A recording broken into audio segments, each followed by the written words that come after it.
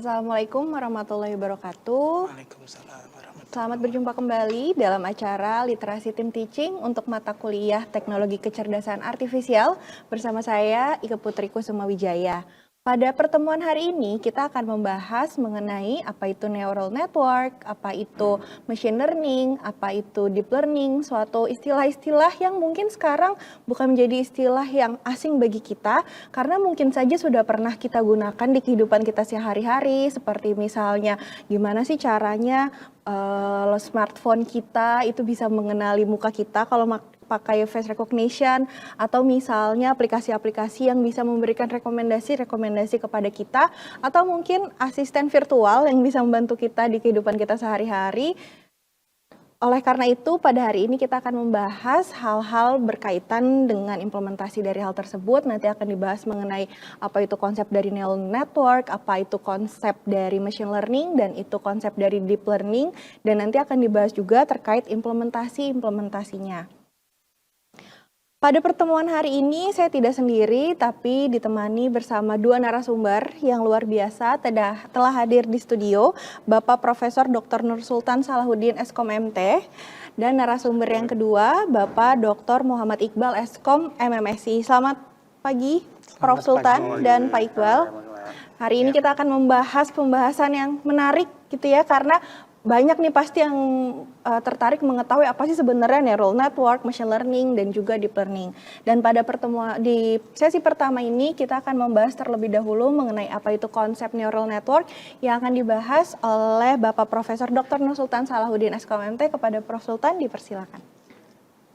Oke, terima kasih. Berjumpa kembali Pak mahasiswa Senasku dan Dharma. Dan berikutnya yang kita akan coba bahas kali ini adalah mengenai penggunaan sistem cerdas teknologi cerdas mengenai dengan neural network. Nah, neural network ini sebenarnya para ahli pakar teknologi terinspirasi dengan cara kerja otak kita, ya. Nah, sini kita ambil tentang neural network. Nah, di sini kita gambarkan bawahnya adalah struktur bagian dari otak kita. Itu ada bagian input, kemudian ada ruang output. Nah, tipe inilah yang terinspirasi oleh bagian terutama orang-orang matematika dan orang informatika untuk membuat suatu algoritma atau konsep yang didasari oleh berdasarkan sistem jaringan ini. Ya, di sini kita kemudian lihat ada beberapa definisi dari konsep dari network ini ya. Jadi ada beberapa tentang ini. Pertama dari tahun 90-an sudah didefinisikan bahwa neural network itu sebagai sebuah struktur memproses informasi yang terdiri dari bekerja sama secara paralel. Jadi kita secara paralel, ya. Yang memang terdiri dari atas beberapa proses memiliki memori lokal yang beroperasi dengan informasi lokal yang terkoneksi bersama dengan alur-alur sinyal sejarah. Nah, sebenarnya ini alur sinyal itu maksudnya terkoneksi bersama beberapa arus sinyal. Nah, jadi terkoneksi dengan ada di otak kita. Kemudian menurut juga Kusuma Dhani mengatakan bahwa neural network itu dikenal juga dengan istilahnya jaringan saraf tiruan. Nah, nama jaringan saraf tiruan. Jadi bukan menggunakan tiruan dari proses dari otak kita dibuatlah suatu sistem yang mirip-mirip kerjanya seperti otak manusia kita, ya, sehingga dia dapat melakukan proses implementasi program komputer untuk menyelesaikan beberapa proses perhitungan. Nah, kemudian juga ada juga dari peneliti yang tahun 2000 ini mengatakan bahwa bagian dari kecerdasan buatan di artificial intelligence untuk memproses proses informasi desain yang menirukan cara kerja otak manusia dalam menyelesaikan masalah dengan melakukan proses belajar. Jadi nanti di sistem intervensi ini biasanya ada suatu pengalaman belajar nanti menjadi untuk pemecahan berikutnya. Kemudian juga dari industri yang terbesar kita yang kita tahu IBM ini dia juga menggunakan suatu definisi bahwa model machine learning yang menumpuk neuron tadi ya sederhana dalam jadi ada beberapa lapisan layar ini yang dapat mempelajari dengan bobot pengenalan pola. Jadi beberapa pola nanti ditentukan beberapa layer. Kemudian dikumpulkan menjadi suatu dipetakan sehingga menjadikan output yang dibutuhkan oleh manusia. Kemudian juga industri besar juga seperti Google Cloud ya, juga dia sebuah jenis algoritma machine learning yang terinspirasi dari otak manusia. Berfungsi sebagai alat canggih untuk memecahkan masalah kompleks seperti pengenalan gambar dan pemeriksaan bahasa. Inilah kenapa kita hari ini mencoba membahas konsep dan arsitektur yang digunakan dalam neural network. Biasanya digunakan pada mahasiswa yang sudah masalah. Nah, di sini kita lihat konsepnya adalah dari salah satu adalah konsep dari neural network. Kalau kita lihat di sini ada 3 lapisan ya, lapisan warna biru, orange dan hijau. Nah, ini yang disebut dengan lapisan-lapisan yang akan memproses suatu yang mirip yang kita lihat bawahnya itu ya, kita lihat bawah gambar itu adalah yang mirip mendekati proses yang ada di otak kita. Ada yang warna biru itu berarti lapisan sebagai input. Kemudian yang tengah inilah otaknya ya, yang akan memproses masukan-masukan yang dimasukkan ke dalam sistem tersebut. Yang hijau, warna hijau adalah sebagai output layer. Jadi ini prinsip dasarnya dari konsep neural ada 3 ya. Ada lapisan input, lapisan proses, dan lapisan sebagai output. Jadi kita gambar otak kita adalah ada sebagai input sebelah kirinya, kemudian bawahnya sebagai ada alur-alur ya. Kita lihat kalau garis merah panaman alur, yang paling ujungnya adalah output. Jadi dibuat mirip-mirip ya, bukan mirip ya seperti proses dari kerja otak manusia. Nah, di sini kita lihat adalah yang biru ya. Tadi kita konsep yang biru, tadi kita kan ada sebagai input. Nah, sebagai input ini adalah balik lagi, adalah tadi kuning ya. Ini adalah aliran dulu. Tadi ada otak, kemudian kita lihat aliran data. Aliran flow data ada dari yang biru ke orange atau ke hijau. Nah, itu ada pada panah-panah data menunjukkan aliran data dari kiri ke kanan. Ya, sama juga kita lihat proses dari otak manusia itu dari kiri ke kanan. Ya. Jadi ada data masuk, kemudian dia diproses dalam lapisan yang kuning, kemudian yang masuk dalam hijau. Itulah dari alur-alurnya dibuat semirip mungkin dengan kerja proses dari otak kita. Nah, ini kita coba bahas satu persatu lapisan yang dari kita akan lapisan dari input layer ini. Ini adalah kita lihat ada di sini kita contohkan hanya 3 input ya. Walaupun nanti ada input banyak. Ini saya contoh adalah input dimasukkan 3 input ini. Nah, 3 input inilah yang kita lihat sebagai fitur data.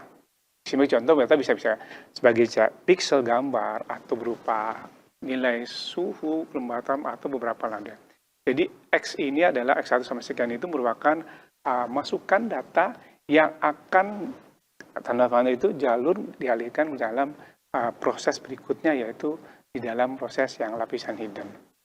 Nah, dalam bentuk ini, jadi di lapisan ini dia itu tidak melakukan proses, hanya masuk data. Kemudian data itu dikirim langsung ke dalam lapisan berikutnya. Itu yang disebut dengan lapisan hidden layer. Nah, sini basicnya baru ada 2 ya. Nanti nextnya ada tuh, kalau misalnya algoritma lagi ada beberapa lapisan-lapisan. Ya, lapisan-lapisan inilah sebagai proses yang akan diolah sehingga data itu memang benar-benar data yang dibutuhkan oleh pengguna atau user.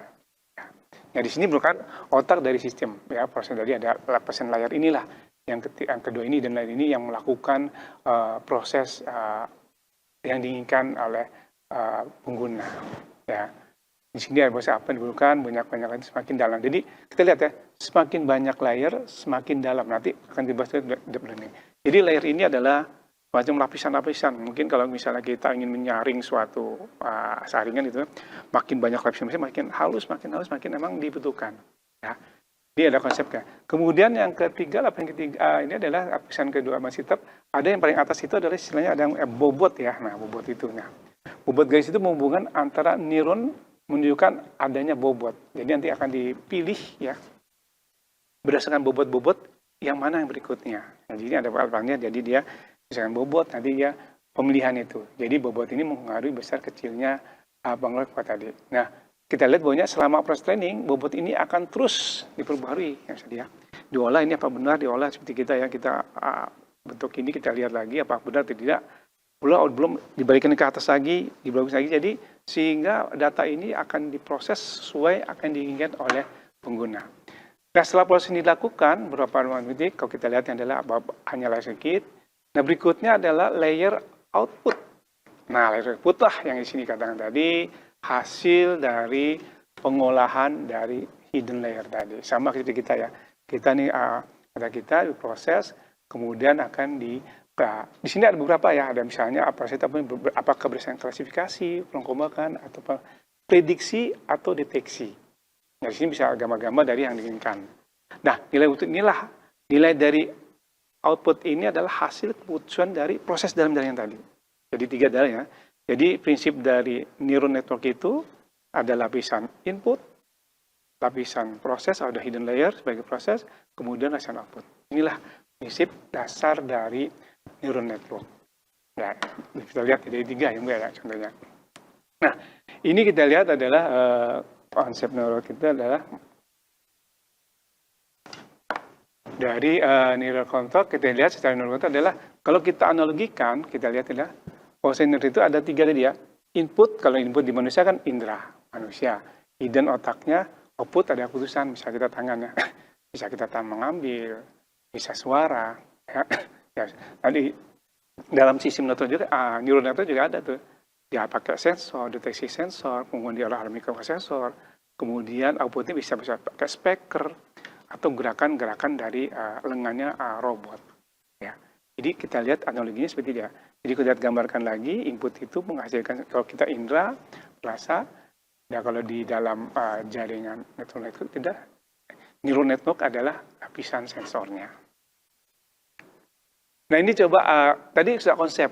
Nah, kemudian ada lagi arsitektur ya. Jadi ada beberapa algoritma yang dapat dari tadi kan beri konsep dasarnya. Kemudian masuk ada beberapa di sini kita coba ada 3 algoritma arsitektur atau proses algoritma pengolahannya di dalam neural network tadi ada 3 yang kita coba bahas ya. Di sini yang pertama adalah feed forward neural network, di sini ada FNN, ada juga convolutional neural network CNN, dan ada recurrent neural network. Nah, kita lihat gambar sini ada beberapa, kita lihat ya, ada tetap ya, ada 3 komponen. Ada input, ada proses, ada output di gambarnya. Nah, kita coba bahas sedikit tentang yang FFN. Ya.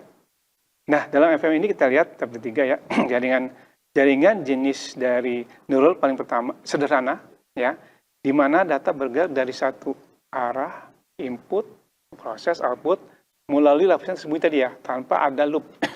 Jadi dia langsung, ya, ada proses. Tidak ada proses lagi. Nah, ciri utamanya tadi adalah aliran datanya satu arah, dia tidak melalui memori, jadi pasti masuk ke lapisan hidden, diproses, terhubung ke layar. Nah, sini ada. Contoh aplikasinya kita bisa lihat dalam misalnya mengklasifikasikan hewan, ya. Jadi dia bisa menggunakan, kemudian kita lihat ini memprediksi kualitas dari bobotnya. Coba ada beberapa identifikasi jenis. Jadi sini kita bisa gunakan dalam kehidupan sehari-hari itu neural network ini untuk aplikasi hewan. Ya. Nah, contohnya misalnya ini adalah, seperti kita lihat adalah, nah kita akan coba menggunakan neural network feed forward ini untuk membedakan 2 jenis binatang, misalnya hewan kucing dan anjing. Ya. Nah kita lihat ya, di sini inputnya adalah kucing, ada anjing, di bawah ada beberapa anjing, kemudian, nah kucing ini kemudian, ya tentunya akan dibentuk dari pixel nanti ya, foto gambar, di ukuran yang dijelaskan lebih lanjut. Nah di bawah kemudian dia akan diproses ya. Nah proses inilah yang akan sebenarnya, jadi data kucing dan dog ini sudah ada di ini. Jadi akan membedakan ya. Ini yang kita lihat, yang kita inginkan, yang dimasukkan oleh user itu gambarnya ini kucing atau anjing. Nah, itu ada beberapa, kita lihat layer-layernya ya. Masuk ke sana, dia menyamakan dari kucingnya, dari bandak hidungnya, mulutnya, matanya, hingga akan mendeteksi, keluarlah nanti hasilnya, bahwa ini adalah kucing. Berarti dia mencoba mengklasifikasikan inputnya berdasarkan fisiknya. Jangan terlihat. Kemudian juga apel ini digunakan untuk mendeteksi misalnya juga bisa nih ya kalau kita tahu mungkin yang smart jam tangan itu ya, wah mas smartwatch itu sebenarnya prinsipnya ini ya dia mendeteksi detak jantungnya, kemudian dia memproses, kemudian akan ditampilkan ke LCD-nya. Nah ini sebenarnya prosesnya kalau kita lihat ada menggunakan yang contoh ini ya. Jadi berisi untuk dia inputnya dimasukkan apakah itu kalori, dari kalori kemudian dihitung berapa besarannya kalori yang dari jarak sekian. Kita lihat dari ini adalah hasil dari kalori dan detik dia selama dia bersepeda. Nah kalau sekarang kan sudah ada smartwatch ya, kita sudah pakai ya. Itu prinsipnya seperti ini. Ya. Nah ini kemudian tadi FMM. Sekarang kita coba arsitekturnya adalah dengan CNN. Nah di CNN ini kita lihat adalah bahwa algoritma dirancang untuk menganalisis data visual beserta gambar atau video. Ya, kalau tadi kan besaran ya, tadi besaran sama picture gambar video. Nah, lapisan ini kita lihat ada beberapa nama pooling ya, ada berarti dia ada menggunakan operation convolution dibandingkan kemudian ada proses di pooling, berarti pooling di router ya, kira-kira yang mana betul. Dan mampu dia mengekstraknya, jadi melihatnya. Nah, lapisan-lapisan ini kita lihat ada mendeteksi objek. Di sini juga aplikasinya dapat digunakan sebagai mudah sama dengan mengklasifikasi, mendeteksi objek, pencitraan medis, penggunaan wajah. Ya, di konvolusi ini banyak sekali karena kita lihat sangat khusus untuk menganalisis data yang berupa gambar atau video. Ya, soal-soal ini. Nah, di sini kita lihat contohnya misalnya dia untuk mengenali jenis kendaraan. Nah, kita lihat ya bagian tengah itu ya, bagian itu karena ada capture kotak-kotak kecil-kecil itu kan merupakan adalah database-nya gambar-gambar mobil. Jadi sebenarnya di dalam sistem itu sudah ada datanya mobil. Maka itu kan ada dia istilahnya pembelajaran. Ya, sistem cerdas itu mempelajari. Jadi dia mempelajari pola-pola input yang masuk berupa gambar, kemudian dia akan mencari ya, ini gambar yang sesuai yang mana dengan menggunakan pola-pola tadi. Jadi dia mengidentifikasikan pola-pola. Nah, pola-pola ini sebenarnya sudah dimasukkan sebelumnya sehingga dia input yang masuk itu tinggal menyamakan. Ini polanya yang sama yang mana. Kita lihat kan itu ada beberapa lapisan-lapisan yang sini udah banyak lagi nih. Bagikan tadi ya. Makin banyak lapisannya, tadi makin deep learning-nya, makin dalam dia. Sampai detil-detil sehingga inputnya itu memang sesuai apa yang diharapkan oleh pengguna. Ya kita lihat sini ya. Jadi dalam itu sudah dilihat beberapa mobil, contohnya image mobil masuk ke dalam lapisan-lapisan yang beberapa matrik yang ada. Mas pertama adalah matrik 5x5, ada matrik ke-4, kemudian masuk lagi matrik ke 3x3, 3x3 masuk ke matrik selanjutnya. Tiga inilah yang disebut dengan pooling tadi ya. Dia masuk-masuk sehingga dia akan menghasilkan gambar yang diinginkan oleh pengguna. Ya, itu dia mengklasifikasikan. Kemudian di sini juga kita lihat adalah untuk mendesain gambar untuk hewan juga sama tadi. Tadi hewan bentuknya ya sama ya. Dengan menggunakan proses ini. Kita lihat sini ada beberapa bentuk convolution ya. Jadi fungsi ada detik-detik ya. Gambar hijau-hijau itu merupakan bentuk tadi layar-layar tadi ya. Dari layar tadi makin mendalam dari layar sehingga nanti diharapkan adalah hasilnya itu memang benar-benar sesuai yang diinginkan. Jangan nanti dia di sini kuda zebra dikasihnya kuda biasa. Padahal kan dia menginginkan ini gambar apa tuh? Ini gambar misalnya gambar di sini kita lihat ya ada gambar horse, zebra atau dog. Kan ada warna hitam putih. Hewan lain pun misalnya kucing dan anjing kan punya bulu juga hitam putih. Nanti diukur dengan tingginya, dengan ukuran bodinya atau mocongnya. Maka itu di sini kita lihat adalah lapisan layernya itu ya sebagai yang otaknya itu lebih banyak lagi ya. Dari ukurannya ya dari ukuran-ukurannya makin kecil, makin kita lihat ketika dari hijau, merah, hijau sampai dia kecil sampai dia menemukan bahwa inilah yang menggunakan tadi. Ya. Itu adalah CNN ya. CNN lagi kemudian di sini kita lihat adalah penggunaan CNN untuk kesehatan. Jadi tadi untuk manusia, hewan juga, di sini juga bisa digunakan untuk kesehatan.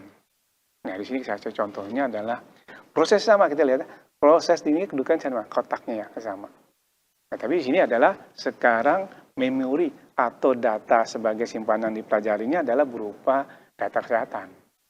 Jadi sistem ini dengan sistem ini rasakan datanya. Jadi data yang gambar-gambar ini sudah tersedia di dalam sistem CCN ini.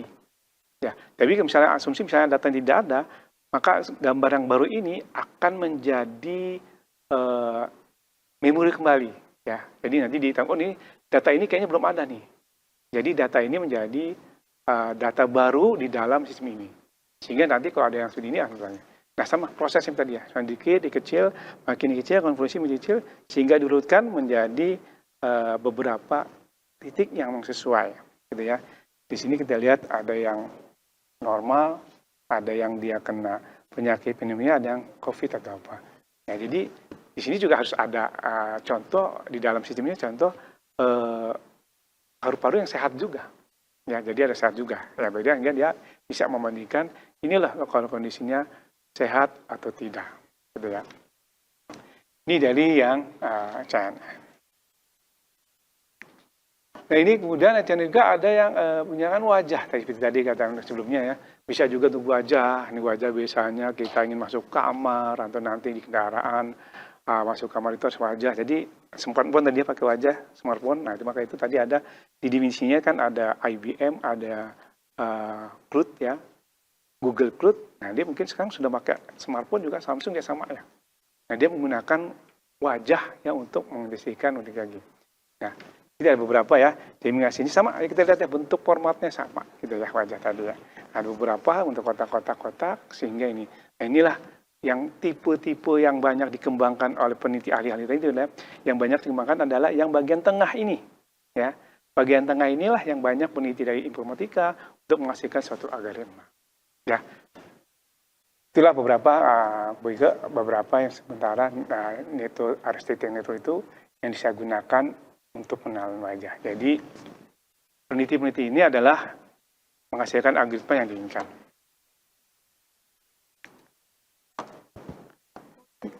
Ya, oke. Lagi ya, ini adalah tentang mesin CNN ya. Mesin CNN ini menentukan beberapa objek dalam satu gambar. Sama kita lihat ada beberapa lapisan lain lagi ya. Intinya beberapa lapisan lain digunakan untuk menghasilkan gambar yang diinginkan. Ya, jadi tadi beberapa nanti akan menunjukkan dengan RNN-nya. Iya. Ya, baik. Terima kasih Prof. Sultan. Tadi sudah dijelaskan mengenai apa itu konsep neural network. Tadi ada input layer, seperti itu ya. Kalau di manusia kayak indera yang kita gunakan untuk kita pakai mata, misalnya seperti itu. Kemudian ada juga hidden layer-nya, otak kitanya seperti itu. Kemudian tadi di output layer itu bisa macam-macam sekali yang bisa kita lakukan, mulai dari mendeteksi, kemudian kita bisa mengklasifikasikannya, atau mungkin nanti bisa melakukan suatu proses prediksi. Tadi juga dibahas terkait 3 jenis arsitektur dari neural network. Tadi ada feed-forward neural network, ada convolutional neural network, dan ada juga nanti recurrent neural network yang akan dibahas seperti itu. Tadi dari FNN itu mungkin yang tadi yang paling sederhana seperti itu ya, paling sederhana, jadi ada satu arah seperti itu, tidak memiliki penyimpanan memori, kemudian semua neuronnya terhubung antar layernya. Sedangkan untuk di CNN tadi dia menggunakan operasi convolution, jadi bisa melakukan proses penyesuaian, terus ada juga proses pooling seperti itu, sehingga nantinya mampu mengekstrak fitur otomatis, jadi nggak harus misalnya posisinya harus sama seperti itu, karena tadi ada beberapa proses yang dilakukan untuk bisa mengekstrak fiturnya secara otomatis. Dan nanti di segmen selanjutnya kita akan membahas terlebih dahulu terkait arsitektur dari RNN atau Recurrent Neural Network, dan akan dilanjutkan juga pembahasan terkait konsep machine learning. Jadi jangan kemana-mana, tetap di acara Literasi Tim Teaching untuk mata kuliah Teknologi Kecerdasan Artifisial.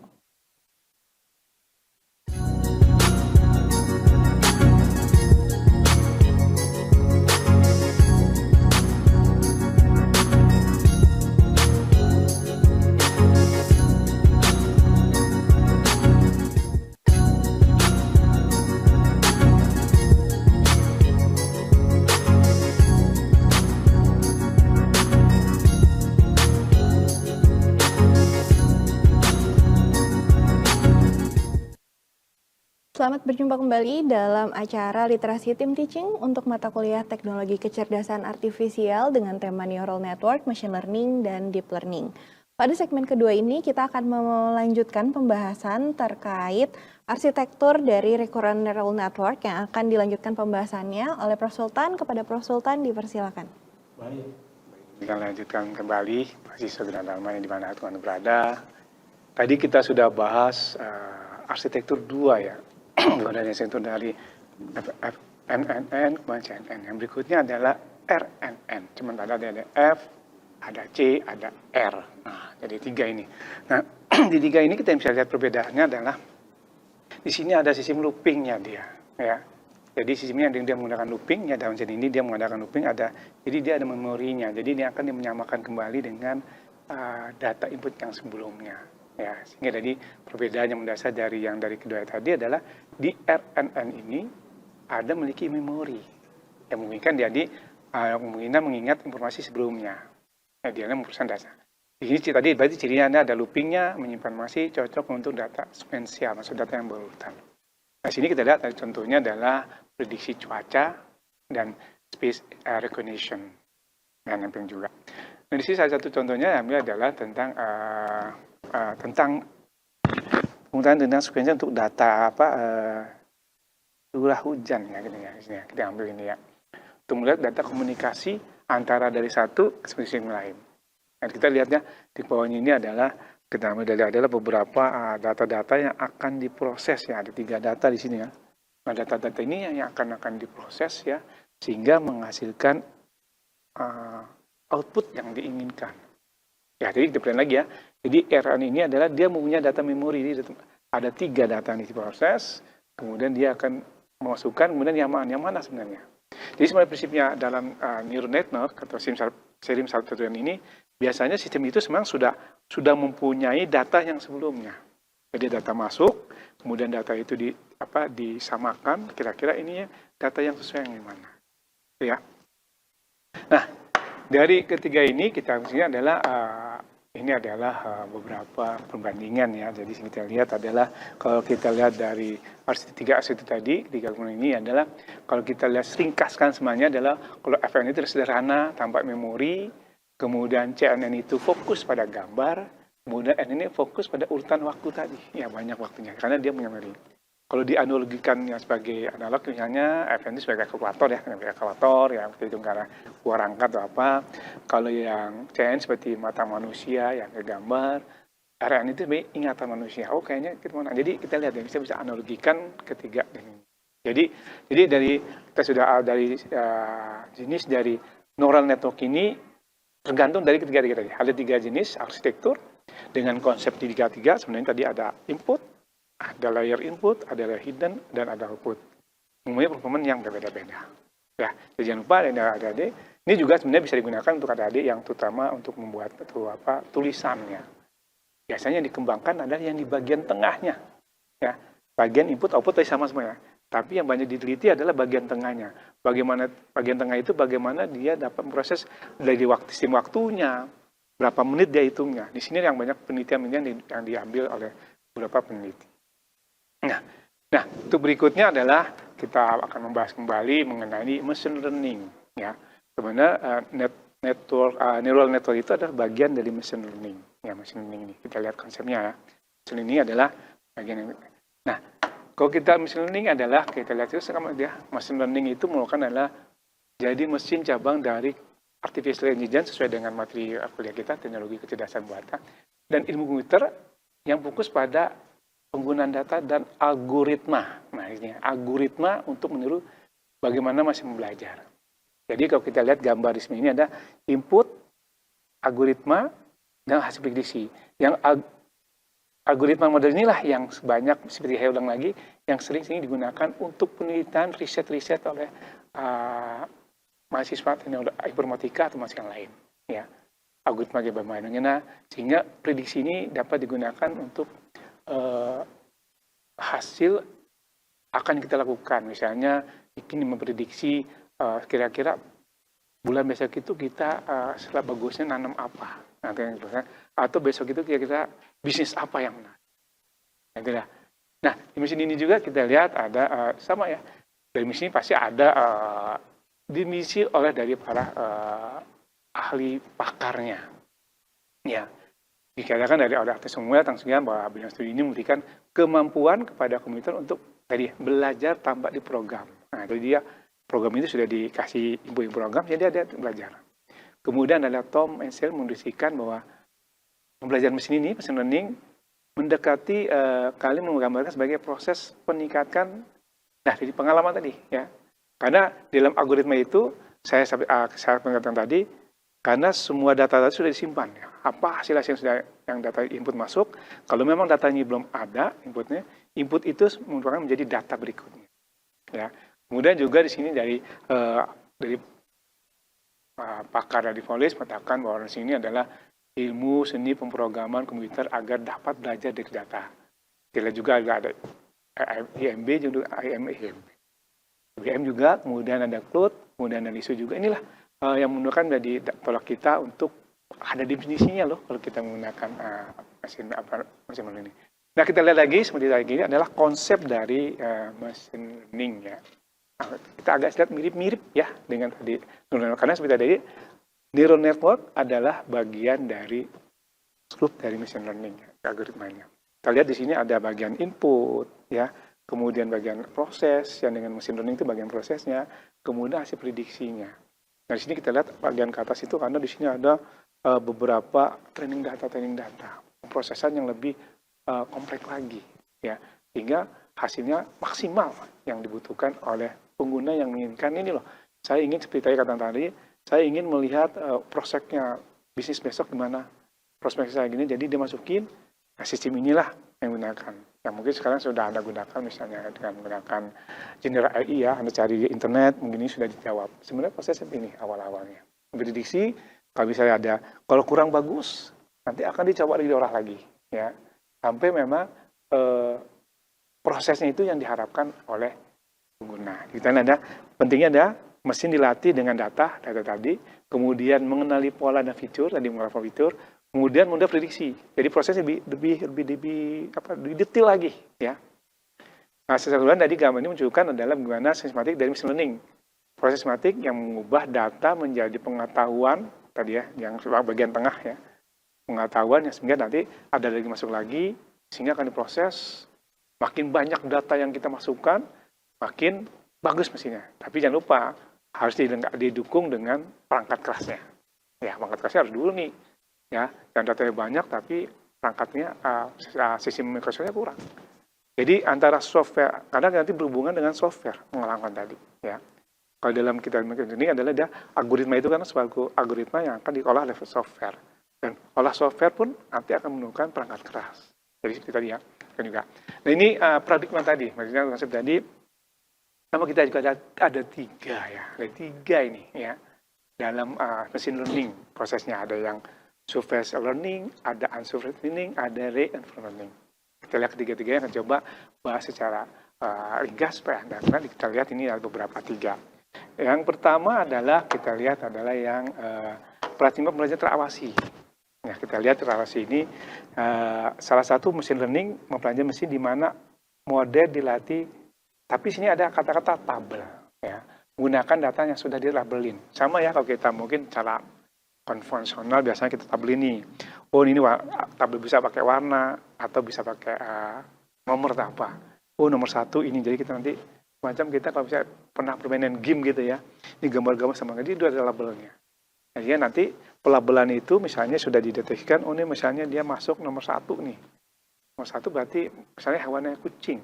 Jadi dia langsung menuju ke label 1. Jadi mungkin lebih dipersempit lagi proses pencariannya, sehingga lebih cepat lagi. Dari sini kita lihat ya, jenis pemajalannya ada regresi untuk menunjukkan seperti memprediksi harga suhu. Dia memprediksi tadi seperti tadi ya, bagaimana sih memprediksi harga rumah berdasarkan ukuran. Nah, sekarang kita bisa nih ya, mendisikan kamar ukuran berbeda dengan dan atau sebenarnya dengan dana sekian ini kita mau touring kemana nih, dana itu yang dilihat. Nah, dan dana seperti sebenarnya sudah ada. Kemudian juga ada istilah klasifikasi. Ya, jadi pembelajaran yang terawasi. Nah, ini kita contohnya ya, saya cari contoh lagi ya, contoh sama ya. Kalau kita lihat adalah contohnya pasti yang awal tadi ya. Ada hewan. Nah, tapi sini machine learning-nya sudah lebih tingkat tinggi lagi levelnya. Karena dia sudah ada algoritma untuk pembelajaran, lebih singkat lagi ya. Dia kemudian bawa judul kucing dengan warna. Tadi bentuk kucing yang bentuknya kan kita hampir sama nih kucing, apalagi warna, bulunya hampir sama. Nah, disinilah mesin learning akan mempelajari pola-pola tadi ya, mempelajari pola-pola dari input yang dimasukkan. Ya, pelajari kemudian input masukkan lagi. Nah, itu dari paradigma dari machine learning tentang pembelajaran terawasi atau supervised learning. Nah, di sini juga yang sebenarnya yang tidak terawasi. Ya, yang tidak terawasi ini adalah algoritma, tapi di sini perbedaannya tidak dilabeli, tidak pakai label dia. Ya, perbedaannya tadi kalau tidak dilabeli, nah ini agak lebih kompleks nih. Masuk, kalau di sini gambarkan misalnya titik-titik gitu ya, misalnya masuk nih, ini warna mana, ini kira-kira warnanya apa nih? Atau misalnya ini masuk ini hewan-hewan apa? Lebih kompleks lagi ya, karena dia tidak dilabeli ya. Jadi dikatakan tadi dia beberapa perbedaan tadi. Nah, dari ini kemudian kita lihat ini contohnya. Contoh hewan tadi ya, tetap hewan tadi. Kalau tadi sudah dilabelkan, sekarang tidak. Nah, jadi sistemnya harus lebih cerdas lagi kalau kita lihat ya. Karena dia ada beberapa hewan masuk, tidak ada pelabelan, dia langsung harus mencari nih. Kira-kira yang masuk ini, hewan yang diminta oleh pengguna apa ini? Ya, jadi pengguna hewan. Jadi beberapa hewan, maka itu dia biasanya di cluster-clusterkan, di kelompok-kelompokkan. Sekarang istilah cluster di rumah tadi ya, rumah per cluster. Nah itu ya, bukan lagi. Nah yang ketiga adalah pembelajaran penguatan. Nah ini penguatan lagi adalah salah satu cabang mesin yang melatih. Jadi ada beberapa agen perangkat ya untuk membuat serangkaian keputusan dengan berinteraksi dengan lingkungan. Jadi harus ada suhu tertentu ya. Jadi misalnya dia lingkungan ini tentang apa, misalnya tentang suhu, misalnya dia mendeteksi suhu, dia harus melihat suhu yang berapa yang cocok nih dengan lingkungannya. Jadi konsep di sini ada dua jenis dalam album ini ada yang konsepnya. Tadi kalau misalnya positif atau negatif, biasanya ada tentang WA atau grup-grup ya SMS. Dilihat nih konsep apa, responnya positif atau negatif, seperti ini ya. Pada inilah yang dikitakan menjadi negatif. Nah ini contohnya kalau kita lihat adalah dari agen tadi. Jadi sini ada istilah reward-nya, ada reward and punishment tapi ini ya. Pada begini ada kata reward and punishment-nya. Kalau reward bagus nanti dia diproses sama ada improvement jadi dilihat sehingga dapat mengoptimalkan pemeriksaan reward-nya. Nah begini misalnya seperti belajar atau kesalahan tadi ya. Pertama kita belajar, kita salah harus maju lagi. Kalau kita salah belajar lagi. Kalau benar ada reward yang benar berarti masukin data lagi. Nah, jadi perbandingan ini ada 3. Nah ini perbandingan dari yang kita bahas tadi ya, perbandingan ketiga tadi ada perbandingan yang dalam neural network tadi ada 3 juga ya. Ada yang FNN itu, ada yang CNN sebagai data, bagaimana kemudian ada sebagai melihat. Di sini juga ada kita lihat dari ketiga perbandingannya. Supervised itu ada dia berlabel ya, untuk prediksi, kemudian di sini tanpa label. Jadi dia hanya lihat pola-polanya saja, kemudian kondisi ada reward-nya, keputusan. Nah, saya kembali ke kita katakan lagi adalah kapan kita menggunakan teknologi ini tergantung dari Anda tadi. Ya, bagaimana kira-kira Anda menggunakan. Ya, ada berbagai pemilihan model yang tepat sangat tergantung pada jenis data. Ya, sama tadi jenis datanya apa, hewan kata apa, dan permasalahan yang ingin diselesaikan. Jadi kalau lagi kita lihat kalau seperti ini sebagai belajar dengan guru, kalau nanti belajar sendiri tadi. Kalau yang sini kita belajar dari pengalaman. Jadi kita lihat 3 di sini ya. Perbedaan sebenarnya dari prinsip logika manusia. Sehingga dibuatlah oleh para pakar dari IT ini bagaimana kalau misalnya pola dari manusia itu kita buatlah macam sinonimnya atau programnya. Nah, itulah adik-adik, itulah mahasiswa dari Gunadarma beberapa konsep dan dari neural network yang dapat Anda gunakan baik untuk penulisan ilmiah atau untuk skripsi Anda. Semoga nanti dia digunakan untuk next-nya berikutnya. Terima kasih, Pak. Oke, baik. Terima kasih, Prof. Sultan, untuk pembahasannya mengenai konsep machine learning-nya, seperti itu.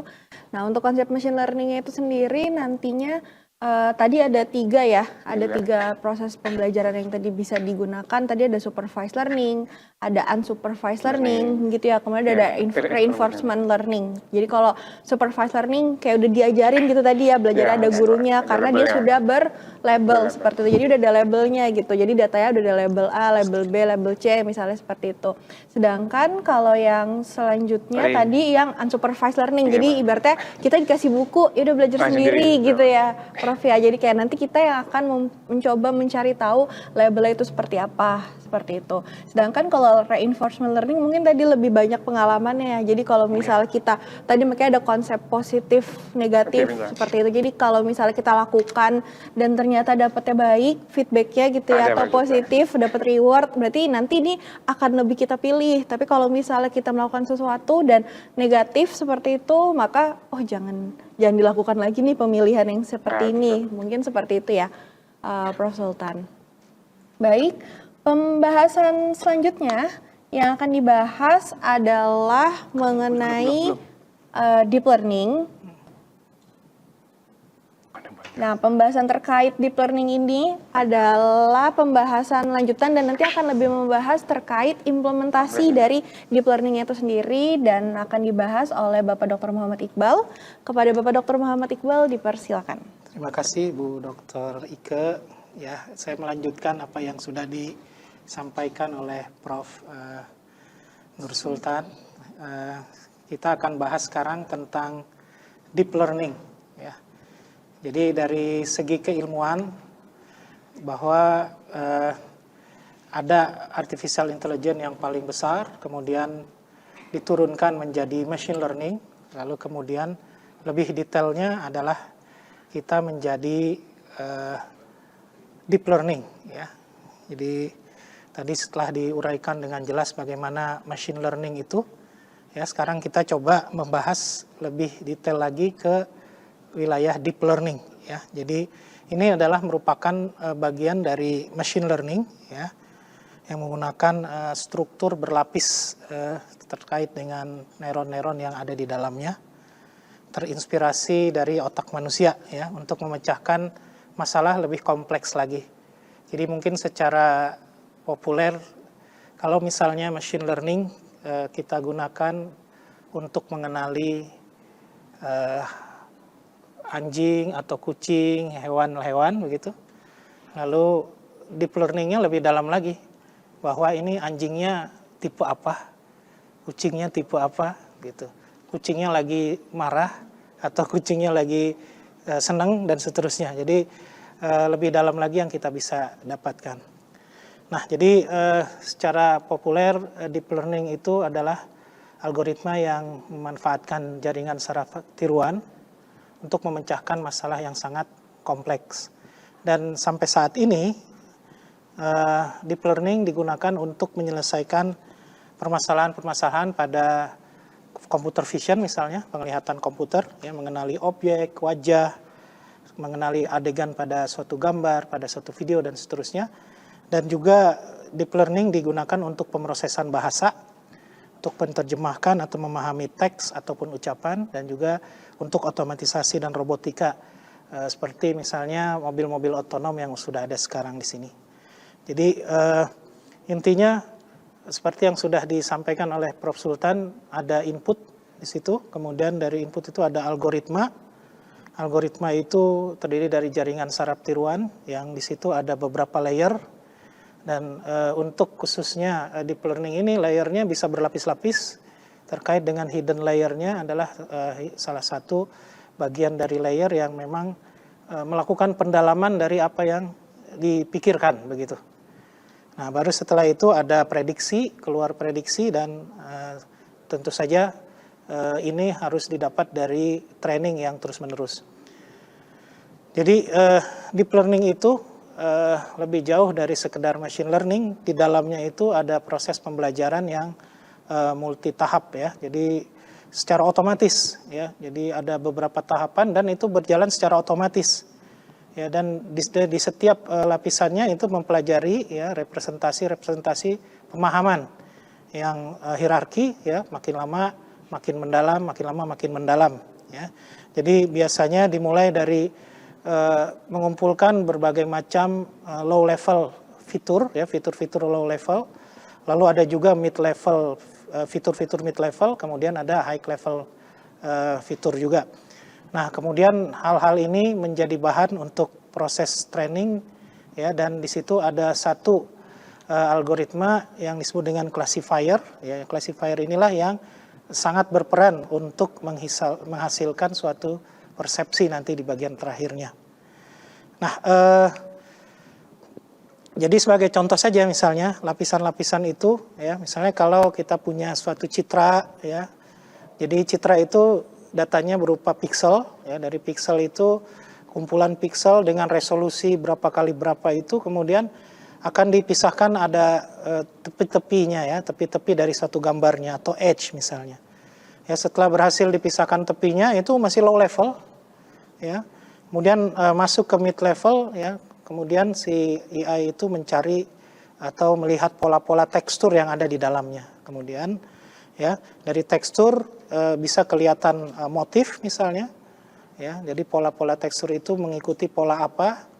Nah, itu bisa ditambahkan pengetahuan, misalnya ini adalah pola batik Pekalongan, ini pola batik Papua dan seterusnya, itu akan berbeda satu sama lain. Ya, setelah mendapat pemahaman itu kemudian bisa lebih dikembangkan lagi misalnya ke bagian-bagian. Misalnya ini batik untuk baju, ini batik untuk wanita misalnya baju panjangnya berbeda dengan batik untuk laki-laki. Nah, baru kemudian dia bisa mengenali objek. Jadi prosesnya seperti itu. Sebagai gambaran, ya, kalau misalnya datanya berupa teks, ya, teks itu bisa dari karakter kemudian dipahami menjadi sebuah kata, pemahaman sebuah kata, lalu menjadi word group, ya, grup kata-kata atau kalimat misalnya. Kemudian lebih tinggi lagi menjadi klause, beberapa kata, ya, beberapa kalimat, ya. Itu, ya, menjadi kalimat dan akhirnya menjadi story, menjadi lebih besar gitu. Jadi setiap modul di dalam pembelajaran mendalam ini, ya, mengubah representasi masukannya menjadi representasi yang lebih tinggi. Sama kayak kita dari kecil pemahamannya sampai apa. Begitu masuk SMP lebih luas, masuk SMA lebih luas, begitu kuliah lebih luas, begitu. Begitu jadi dosen lebih luas lagi, mau nggak mau. Nah, itu karena tuntutan harus mengajarkan ilmu kepada yang lain. Nah, jadi gambarannya sendiri, machine learning dan deep learning itu bisa kita lihat perbedaannya, ya, bahwa mungkin sebagian machine learning, sebagian feature extraction-nya itu masih dilaksanakan secara manual oleh manusia, misalnya membuat label secara manual misalnya. Kemudian klasifikasi memang dilaksanakan oleh kecerdasan buatan, jaringan saraf tiruan, ya. Tapi kalau di deep learning itu mulai dari feature extraction dan classification itu sudah di dalam satu sistem yang utuh begitu. Nah, selanjutnya kalau kita lihat ada performance, ya, kelihatan sekali, ya, deep learning algorithm itu performanya selalu naik ketika datanya semakin naik. Jadi itu mungkin yang membedakan, ya. Jadi datanya banyak itu performanya langsung naik. Tapi kalau tradisional machine learning itu, ya, ada sampai batas tertentu, walaupun data ditambah dia tidak bisa naik-naik lagi performance-nya begitu, ya. Dan kenapa disebut dalam, ya, atau deep gitu, ya, deep learning, karena memang merujuk banyaknya hidden layer yang terdapat pada arsitektur jaringan saraf tiruan tersebut, ya. Mungkin jaringan saraf biasa yang digunakan di machine learning punya satu atau dua lapis aja hidden layer, tapi kalau deep learning bisa memiliki puluhan hingga ratusan.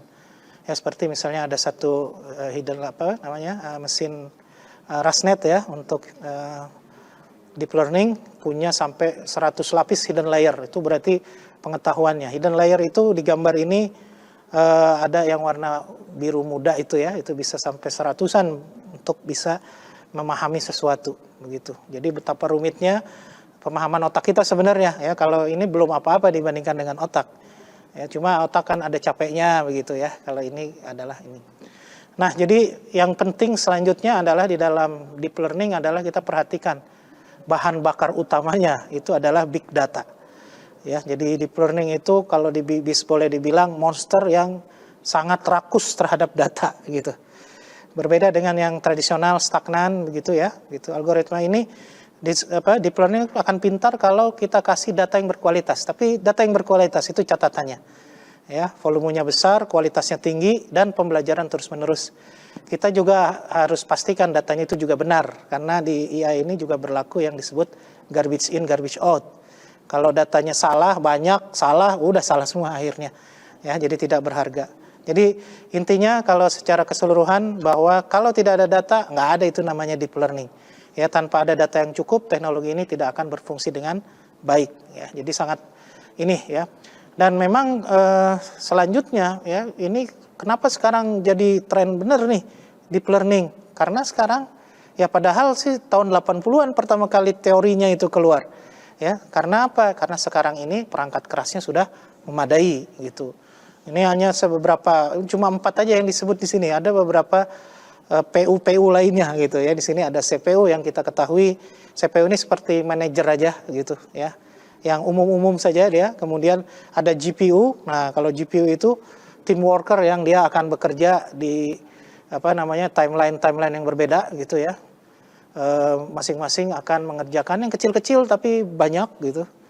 Kemudian ada NPU juga bahkan ya mikroproses khusus untuk mempercepat tugas-tugas AI yang berhubungan dengan machine learning. Dan ada juga TPU ya, machine learning expert sebagai akselerator AI dari Google nih ya. Situ adalah sering disebut dengan Tensor Processing Unit. Menggunakan platform TensorFlow biasanya untuk melakukan proses pemrograman dan pembuatan kecerdasan AI ini. Nah, selanjutnya, jadi ini mungkin kita bisa bedakan secara fundamental antara deep learning dengan machine learning, ya. Bahwa kalau machine learning itu manusia ya masih berperan dalam menentukan fitur-fitur apa yang akan diambil ya sebagai pengetahuan, ya. Jadi misalnya dia yang memasukkan ciri-ciri kucing, misalnya tadi ciri-ciri anjing atau ciri-ciri apa misalnya. Ya, atau hitung tepiannya dalam gambar seperti apa. Nah, jadi feature engineering-nya itu menggunakan secara manual, usahanya ekstra banget. Kerasa benar kalau kita ngelabelin data sampai 3.000 data, 5.000 data gitu ya. Tapi begitu kita menggunakan deep learning, maka ini model ini udah cari tahu sendiri fiturnya. Yang penting kita berikan gambar-gambar yang benar aja. Ya, misalnya kita kasih 20.000 gambar kambing dengan berbagai macam pose misalnya gitu ya. Nah, itu mereka algoritma deep learning itu akan melakukan extract feature secara otomatis. Jadi ini efisien, cepat dan mampu menemukan pola kompleks. Ya, apalagi kalau kita punya HPC misalnya, itu tentu saja akan menjadi lebih cepat lagi pengolahan datanya. Memang tantangan terbesarnya adalah ketika kita mengumpulkan data, kemudian kita membersihkan data, ya, kemudian mencoba menganalisis data. Awalnya saja mungkin berat, tapi begitu sudah terbentuk, pola-pola pengetahuannya sudah terbentuk, maka ini akan menjadi sangat luar biasa. Jadi itu mungkin sebagai pembukaan, ya Bu Dr. Baik, Ika. Pak Iqbal. Berkaitan dengan tadi ya, konsep dari deep learning itu sendiri ada kaitannya sekali dengan tadi neural network yang sudah dibahas sebelumnya. Tadi ada juga sama ya, ada input layer, ada hidden layer, kemudian ada juga di output layer-nya. Tapi hidden layer tadi karena lebih deep, jadi dia lebih banyak seperti itu, jadi lebih dalam lagi gitu. Jadi untuk di bagian hidden layer itu sendiri, tadi juga sudah dibahas perbedaan dari apa sih kalau pakai machine learning, kemudian pakai deep learning. Tadi adanya feature extraction yang berbeda. Kalau misalnya di gambar sendiri di machine learning ya udah dia misalnya motor seperti itu. Tapi kalau misalnya si deep learning itu dia lebih memastikan kembali fitur extractionnya, oh bahannya seperti apa dan lain sebagainya untuk memastikan kembali bisa melakukan ekstraksi dari fitur tersebut. Nanti kita akan melanjutkan kembali pembahasan terkait deep learning, khususnya nanti juga akan dibahas terkait implementasi dari deep learning seperti apa. Mungkin kita bahas terkait konsepnya, tapi penggunaannya, pemanfaatan atau implementasinya seperti apa nanti akan dibahas pada segmen ketiga. Jadi jangan kemana-mana, tetap di acara Literasi Tim Teaching untuk mata kuliah Teknologi Kecerdasan Artifisial.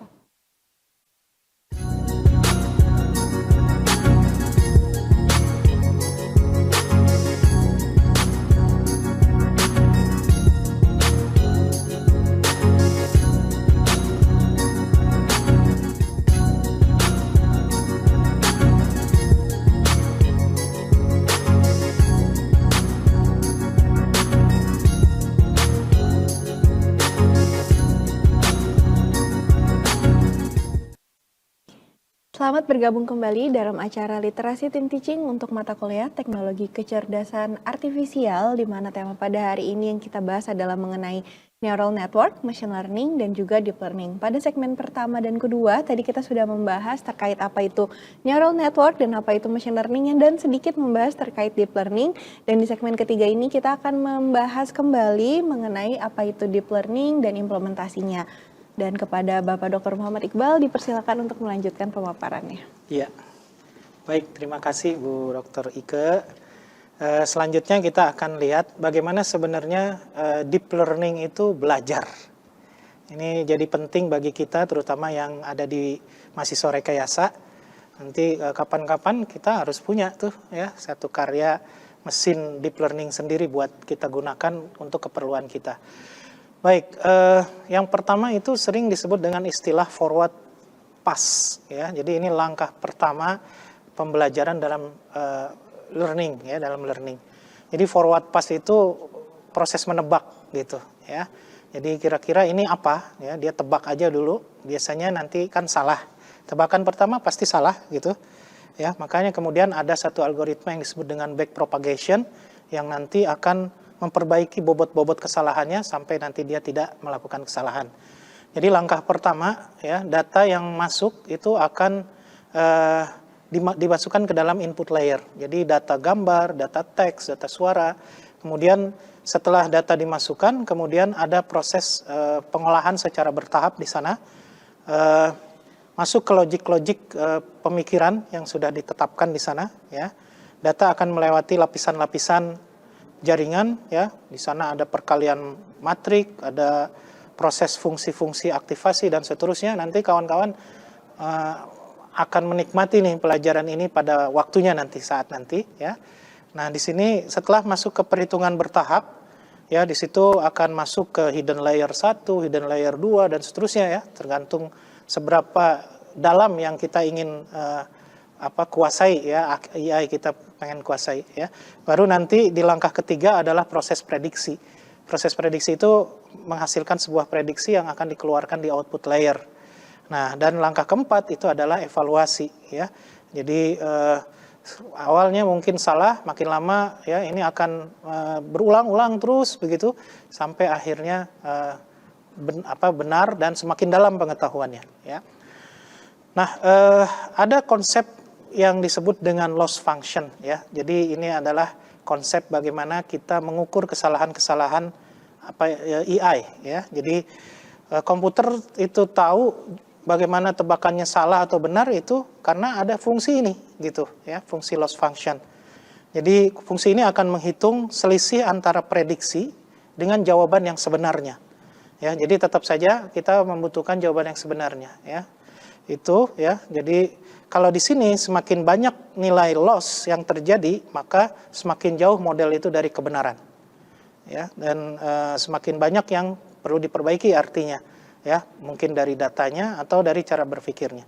Jadi intinya kalau loss-nya tinggi, berarti model AI kita masih bodoh, gitu aja. Dan perlu banyak koreksi, perlu banyak belajar, koreksi datanya atau koreksi cara berpikirnya. Kalau loss-nya rendah, itulah tujuan kita, yaitu model berhasil mencapai, ya, dasar lembah dalam grafik, ya. Jadi paling rendah di dalam grafik itu, ya, artinya prediksinya itu mendekati kebenaran dan itu sudah berlangsung secara konsisten, ya. Jadi saya tampilkan nih di slide ini juga berbagai macam loss function yang mungkin terjadi di dalam machine learning ataupun di deep learning, ya. Ini nanti, ini asiknya belajar kayak gini pas lagi belajar AI, khususnya nanti di mata kuliah AI. Nah, konsep evaluasinya yang selanjutnya yang menarik di dalam deep learning itu yang disebut dengan backpropagation. Jadi inilah belajar kita dari kesalahan. Sama kayak manusia, ya. Jadi jangan kalah kita manusia, AI aja belajar dari kesalahan, masa kita enggak, gitu. Jadi setelah loss function menghitung besarnya kesalahan, derajat kesalahan yang terjadi, kemudian giliran selanjutnya adalah backpropagation yang bekerja. Informasi yang salah itu dikirim mundur istilahnya dari output layer ke input layer.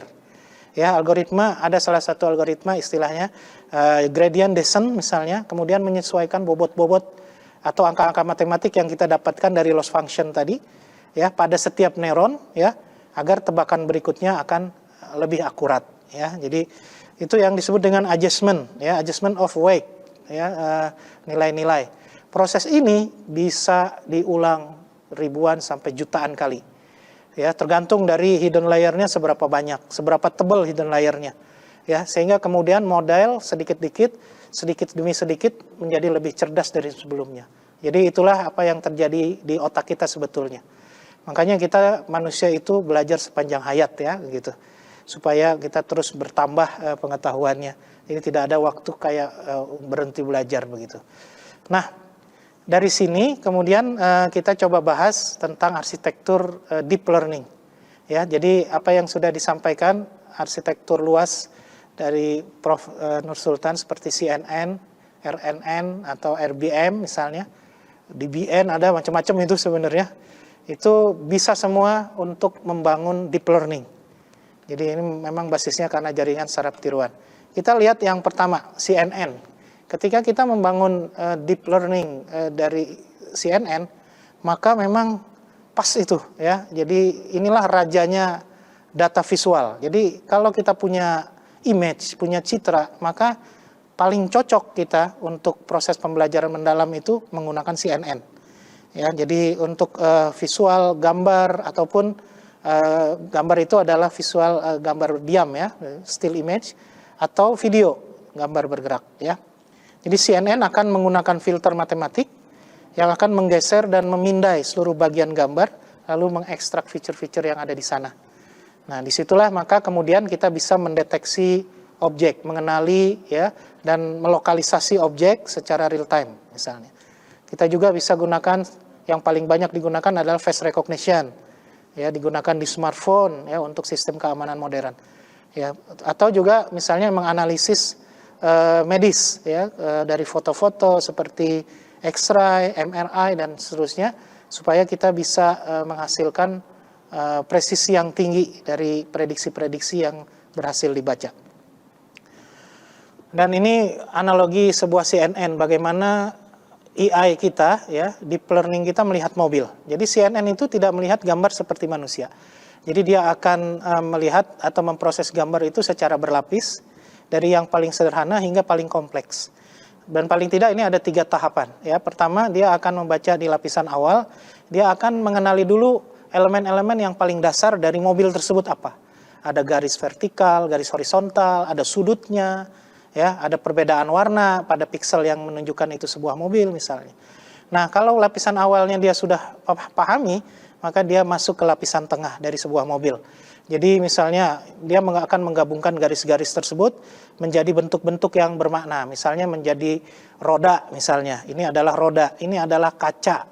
Kaca depan, kaca samping, kaca belakang misalnya. Ini adalah pintu misalnya. Ya, ini adalah rangka badan kendaraan dan seterusnya. Jadi dia mulai lapisan tengah itu ketika dia menggabungkan elemen-elemen dasar menjadi sesuatu objek-objek gitu. Kemudian pada lapisan akhir semua bentuk digabungkan akhirnya menjadi satu kesimpulan. Ini adalah mobil ya, dan dari situ klasifikasi selesai. Nah, itu kurang lebih seperti itu ya. Nah, ini beberapa aplikasi dengan kemampuan CNN ya, bisa kita lihat di situ. Untuk signal dan image processing udah pasti handwritten, tulisan tangan ya.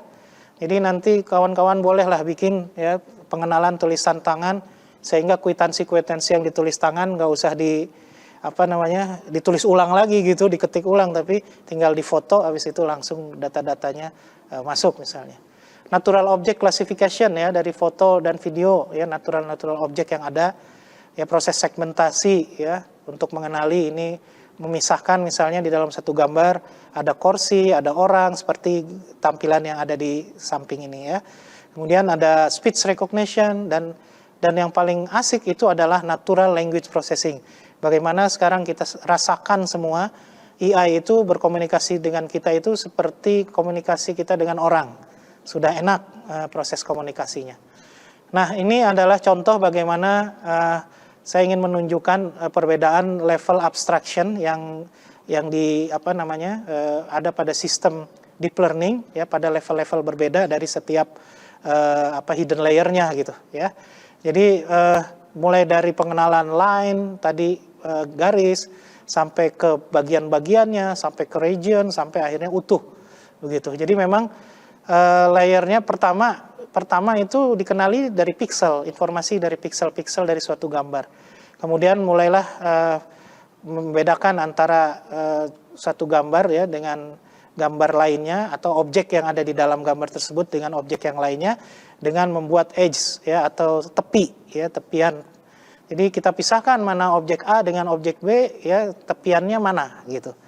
Baru kemudian ada proses bagian-bagian dari objeknya misalnya ya, baru layer selanjutnya baru mengenali objeknya ya. Nah, ini adalah ada 3 layer yang berbeda yang digunakan untuk mengenali sampai deep learning mengetahui itu adalah objek apa ya. Nah, dari CNN saya mau ngajak untuk melihat RNN ya, RNN dan transformer. Nah, ini sekarang ada satu engine transformer ya, arsitektur untuk bahasa natural ya. Bahasa ilmunya bahasa natural, tapi bahasa kitanya adalah bahasa sehari-hari kita gitu ya. Jadi memang kan tidak semua data itu berbentuk gambar ya. Teks juga ada, suara juga ada. Itu merupakan data-data yang sekuensial, yang berurutan. Makna sebuah kata akan bergantung dari kata-kata sebelumnya. Gitu. Jadi inilah ada dua arsitektur AI utama ya yang bisa dipakai untuk machine learning maupun deep learning. Itu adalah recurrent neural network ya, yang pertama, dan yang kedua adalah transformer. Ya, ini disebut bintang utama karena yang sekarang dipakai di mana-mana transformer ini. Ya, nah RNN ini seperti punya memori jangka pendek, jadi dia bisa memproses data satu persatu secara berurutan, lalu dia mengingat konteks yang sebelumnya, gitu, konteks kata sebelumnya, kemudian dia pakai buat memahami kalimat.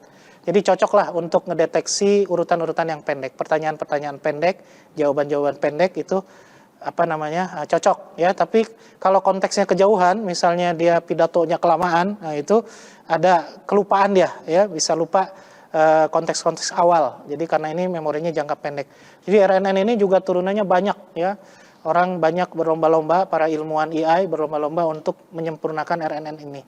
Dan akhirnya ada transformer gitu ya. Dia bisa melihat keseluruhan kalimat sekaligus menggunakan mekanisme yang disebut dengan attention. Ya, attention ini berfungsi untuk memahami hubungan antara kata ya tanpa batasan jarak. Ya, kata pertama itu 10.000 kata sebelumnya misalnya gitu. Jadi nggak ada batasan jarak, yang membatasi adalah kemampuan hardware-nya aja. Itu aja sih sebetulnya. Dan inilah yang dipakai di GPT ya. Kalau di Google pakai BERT ya atau Gemini ya. Kemudian ini bisa paralel ya gitu. Jadi mekanisme attention ini, model bahasa ini bisa menghubungkan antara kata makan dengan nasi goreng gitu ya, dalam kalimat saya makan nasi goreng gitu. Jadi dia memahami saya makan nasi goreng itu bukan hanya sekedar saya makan nasi goreng, tapi dia bisa pahami bahwa nasi goreng itu enaknya di mana gitu, walaupun dia tidak pernah merasakan nasi gorengnya gitu, tapi ada data-data yang menunjukkan enaknya nasi goreng di mana ya, belinya di mana, tipe nasi gorengnya seperti apa. Nah itu mekanisme attention itu sangat tergantung dari percakapan. Jadi inilah salah satu keajaiban ya. Jadi transformer ini adalah turunan ya dari dari RNN itu ya, dengan istilah baru yang disebut dengan LLM ya, large language model gitu. Jadi kenapa dia disebut large? Karena dilatih dengan miliaran teks dari seluruh penjuru internet.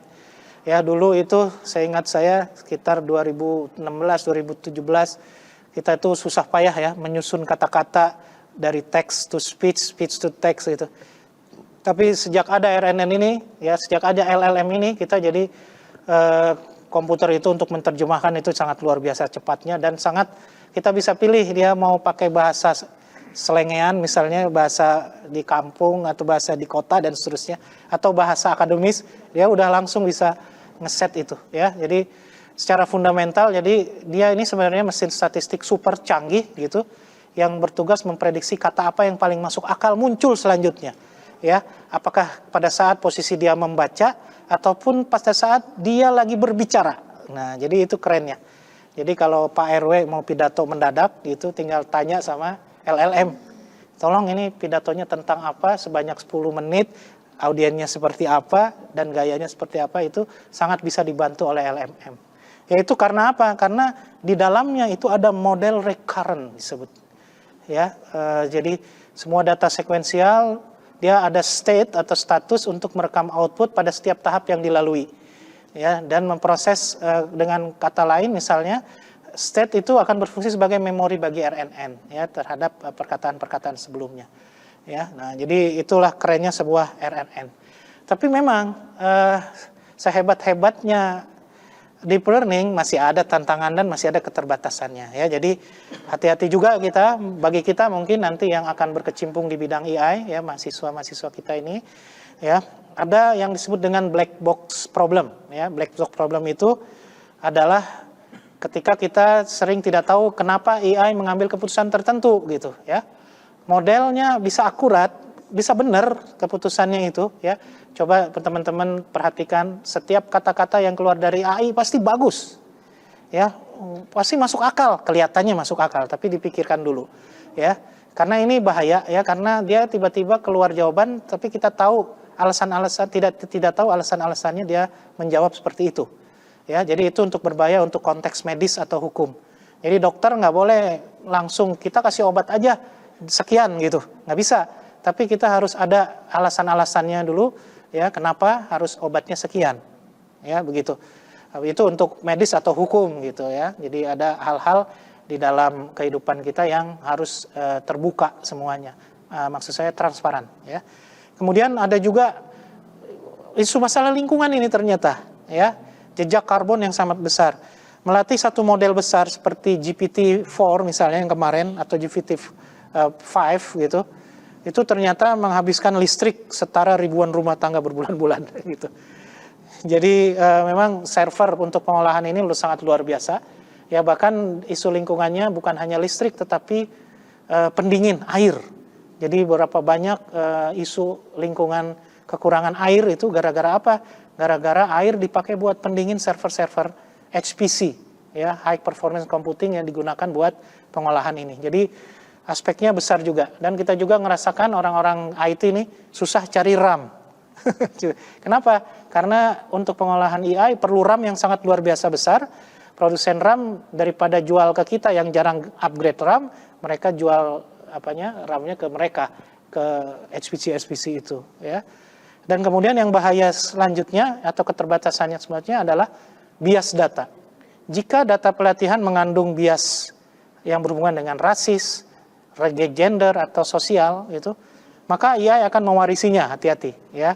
AI itu seperti anak kecil yang kita kasih data ya, tergantung datanya seperti apa, nanti dia pikirannya akan terbentuk seperti itu. Jadi bias ini cukup berbahaya karena kasus pertamanya ada di US waktu itu ketika ada penerimaan pegawai yang ternyata pegawai yang berkulit berwarna dianggap tidak layak semua ya, gara-gara ada data bias ya, karena dianggap mereka pelaku kriminal. Jadi AI bilang begitu, mereka ini semua pelaku kriminal, tidak boleh bekerja di sini. Akhirnya nggak bisa bekerja semuanya. Itu juga. Nah, inilah yang mungkin sebagai garis bawah kita memahami keterbatasan bukan untuk kita hindari, tetapi kita gunakan untuk bertanggung jawab, ya, untuk etik, ya, etik. Nah, kemudian bagaimana deep learning di dunia nyata, ya? Kita sudah bisa lihat di self-driving car seperti Tesla, autopilot ya, atau dan yang lain-lainnya ya, produk-produk yang lainnya itu menggunakan CNN untuk memahami jalan, memahami rambu-rambu ya, memahami pejalan kaki secara real time. Ya, bahkan Tesla dilewatin ke kuburan ternyata ada mendeteksi hal-hal yang itu ya, nggak tahu tapi itu konten aja kelihatannya gitu. Kemudian untuk kesehatan ya, model deep learning dipakai untuk mendeteksi kanker ya dari gambar MRI dengan akurasi yang melampaui ya dokter spesialis yang berpengalaman. Tapi ini klaim ya gitu. Tapi tetap saja secara etik yang memutuskan adalah dokter. Tidak boleh AI langsung ngasih obat, AI langsung ngasih tindakan-tindakan medis misalnya gitu. Dan AI juga merambah ke kreatif ya, kegiatan-kegiatan kreatif dan generatif. Ya, untuk kreatif Midjourney, DALL-E, ya, Sora, ya, Suno, ya, sekarang untuk voice, ya, menghasilkan gambar, musik sehingga video berkualitas dan sinematik. dalam beberapa bulan perubahan itu sangat luar biasa. Tadinya videonya masih kelihatan AI-nya, sekarang udah mirip benar dengan video kayak apa namanya, perfilman betulan gitu ya, gitu. Dan ya ini beberapa contoh, misalnya AlphaGo dipakai buat apa namanya, kuis ya, untuk kuis ya. Untuk permainan ya, untuk permainan game ya. Terus kemudian ini juga language processing gitu ya.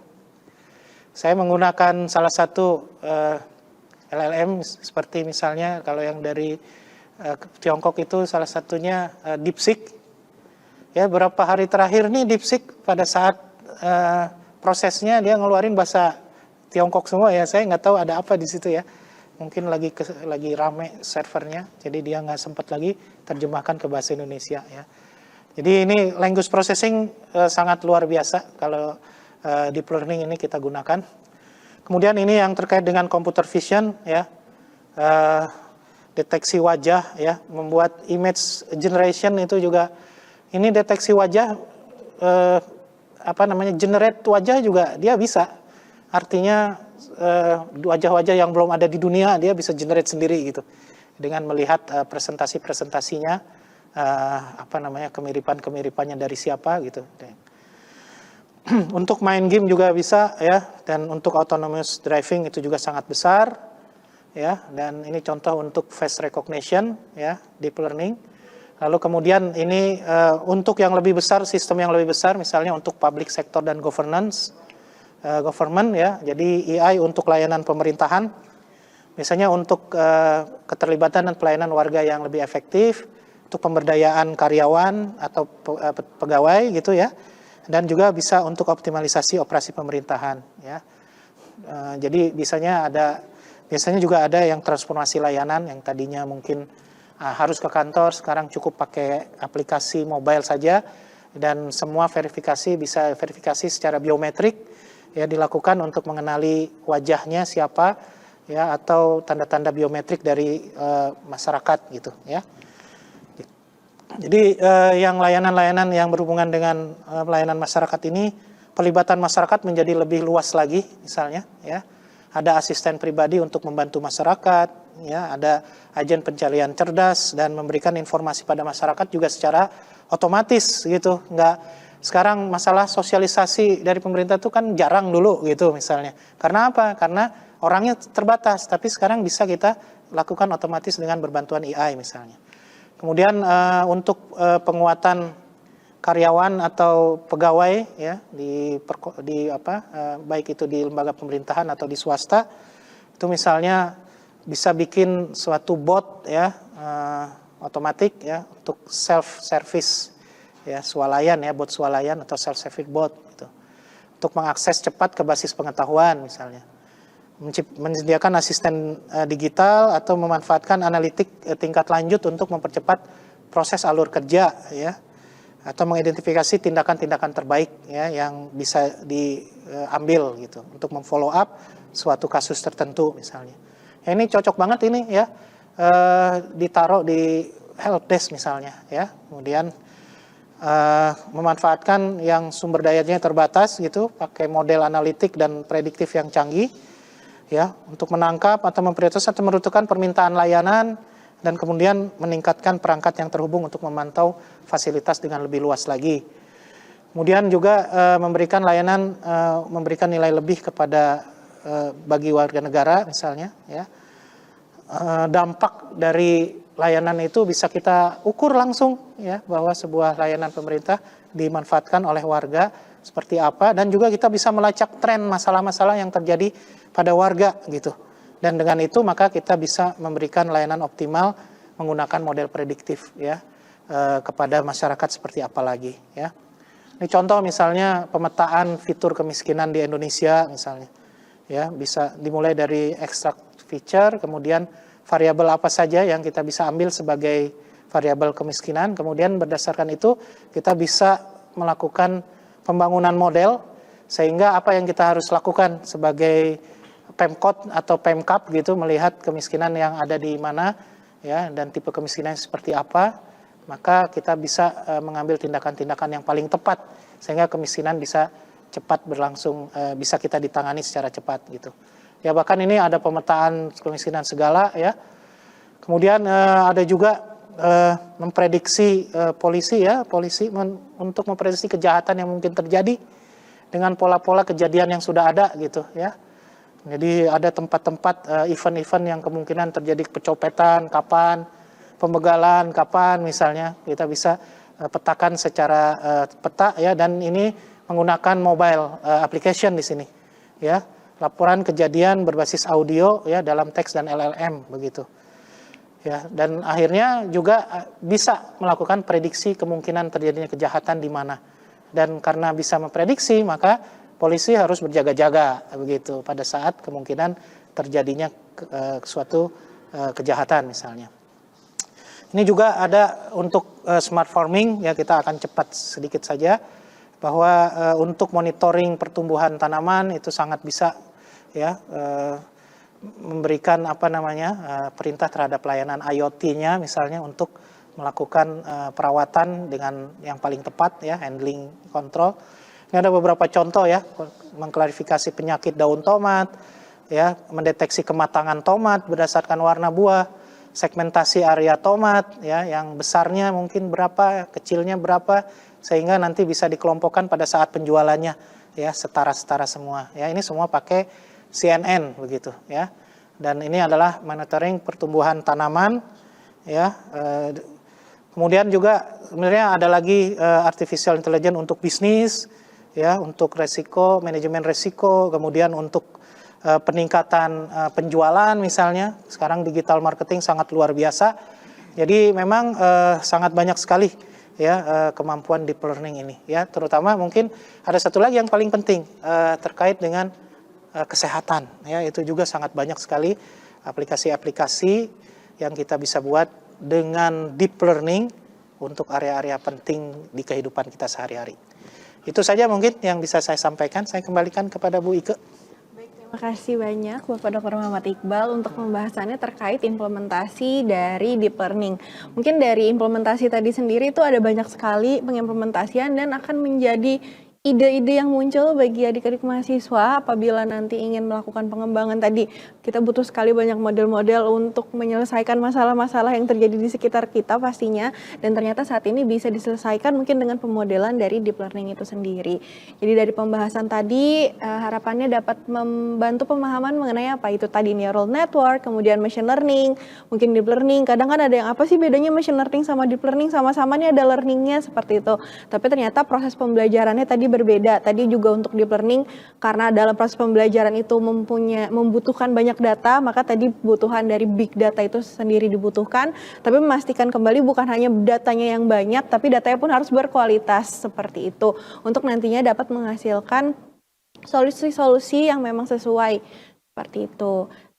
Untuk pembahasan hari ini kita akhiri mengenai tadi konsep dari neural network, machine learning dan juga deep learning. Saya Ike Putri Kusuma Wijaya mewakili para narasumber yang bertugas pada hari ini, Prof. Sultan dan juga Bapak Dr. Muhammad Iqbal.